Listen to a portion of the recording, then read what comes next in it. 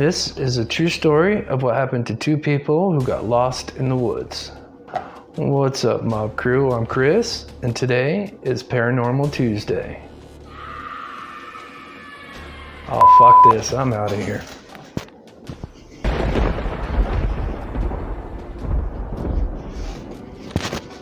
This is the story of Linda and Eddie, who went missing in the National Forest.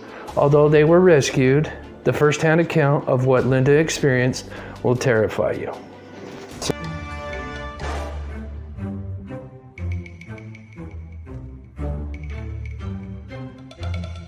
Welcome back to the channel, everybody, where we cover murder, mystery, to the paranormal.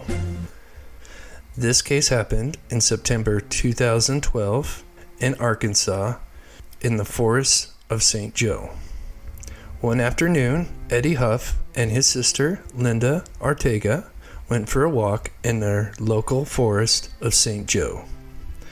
On the first day, after going off the trail a bit to find a lake, the two quickly became lost, and for 2 days could not find the trail. On the third day, Eddie woke up in a daze and immediately walked out of the forest to his car and drove home. When he got home, his family looked extremely worried, and Eddie, who was in a daze, could not understand why. They asked, "Where is your sister Linda?" And Eddie said, "Oh, I dropped her off at a relative's house. She is safe." But the family still looked worried, and so Eddie asked them, "Why is everyone so concerned?" That's when the family told Eddie he had been missing for 3 days. Then it quickly hit Eddie that he could not recall what happened for the last few days. After the family called the relative's house to see if Linda was there, they quickly learned she was still missing. As a search party was made, and Linda had been missing for 3 days, and she would not be found until the 6th day, 2 miles from the entrance in a heavily wooded area of the forest. Just like Eddie, she was in shock and bewildered, not knowing what had happened. While laying in the hospital bed, some of her memories began to come back to her about what happened, and she described after the first 2 days of being lost and sleeping out in the wilderness with Eddie. That third day, she woke up and immediately ran into the middle of the woods screaming for help because she believed that she thought Eddie was hurt, and so she was trying to find help. Meanwhile, Eddie had woken up and realized he was all by himself and luckily wandered back to the car in a daze. So while Linda was running and screaming for help, she had noticed what looked like people off in the distance, and they looked like hikers to her. So she began running towards them. So while she was screaming and waving to get their attention, Linda says she saw the group stop and all of them turned to look at her, but they weren't saying anything, just staring at her. Although she thought this was odd, she continued towards them, and as she got within a couple 100 feet from them, she noticed that they all ducked quickly behind the trees. And so this frightened Linda. But she was so worried for Eddie that she wanted to get help, so she started walking closer to this group, who all of a sudden poked their heads out and quickly hid again. So at this point, Linda decided they were not friendly and did not want to help, and so she began walking backwards while looking towards their direction. And after backing a certain distance, they came out from behind the trees and just sat there and stared at her.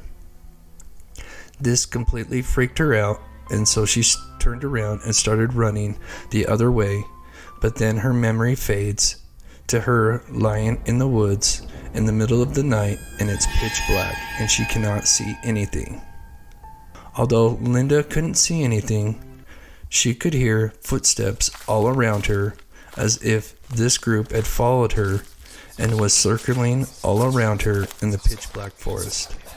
The sounds of leaves crunching made her even more terrified.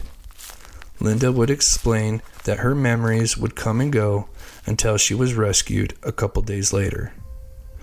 But The memory that stood out the most for her because it was so terrifying and traumatizing was when she was waking up one early morning where it was just enough light out to see, and she quickly got a bad feeling she was being watched. And so she got up to look around, and suddenly she heard those footsteps quickly coming her way to her right. As she turned to her right, she noticed a tall black silhouette of a figure standing next to a tree about 50 feet from her. She could not see a face, just a dark shadowy figure just staring at her. And then she heard more footsteps all around her. As she is turning, she noticed that there are dark silhouette figures all around her, just staring at her, completely surrounding her. She got so terrified and her heart was pounding, and just then, all the shadowy figures turned around and ran off in all directions. She can't remember much after that. She would eventually be found on the 6th day, missing in the woods, slightly malnourished and a little dehydrated, but overall in good health.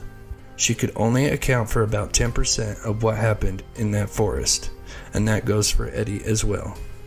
It is believed it was possible that they could have ate some berries that were poison and could have caused a hallucination during this time. But this story goes with a lot of other stories from the author David Paulides, who is a retired police detective who does the Missing 411 books and movies, about how many people go missing in national parks, and the ones who are found usually can't remember much of what actually happened while they were lost in these forests. Let me know what you all think happened down below in the comments and what you think she saw. If you enjoyed today's video, please smash that like button and subscribe. Tap that bell and turn on all notifications.